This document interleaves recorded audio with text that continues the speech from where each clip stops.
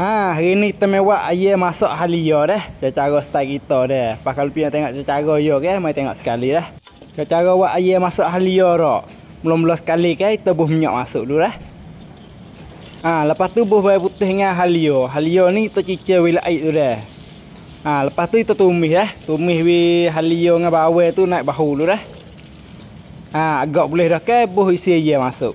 Ni kita bakar ayam pohon dah. Kalau pian nak bakar sayap pun boleh juga dah. Lepas tu goreng wi atau kulit ayam tu masak sikit dah. Agak atau kulit ayam kita masak dah ke kita buh halia. Halia ni kita potong dipanjang-panjang, nipis-nipis dah, buh masuk. Lepas tu goreng wi halia tu masak sikit. Mudah-mudah wi na wi atau halia tu naik bahu dah. Kalau tak naik bahu tak jadi, wi kena naik bahu dulu. Agak boleh dah ke kita buat air masuk. Air ni kita buh dekat senduk dah. Lepas tu goreng-goreng dia sikit dah. Rebuh ye wi kata ayam tu masak dulu. Ni ayam kita masak dah. Kadang ni kalau masak ni, nampak tu. Lepas tu mai tengok sayur yo gopo tak kita buh dah. Sayur yo ke kita buh lada, bawang besar tu masak buh masuk. Kalau piak ada bawang buh tak dah.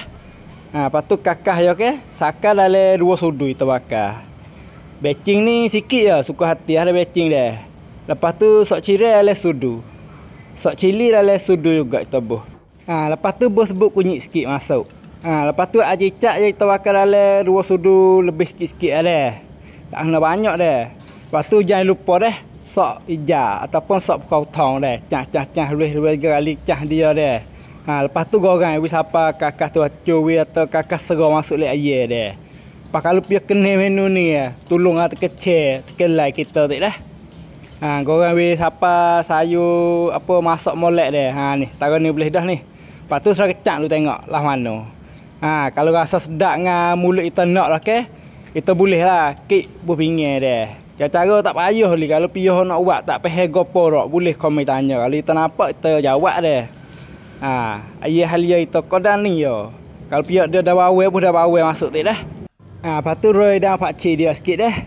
Ni ayah masak halia kita sudah dah. Boleh gitu dah.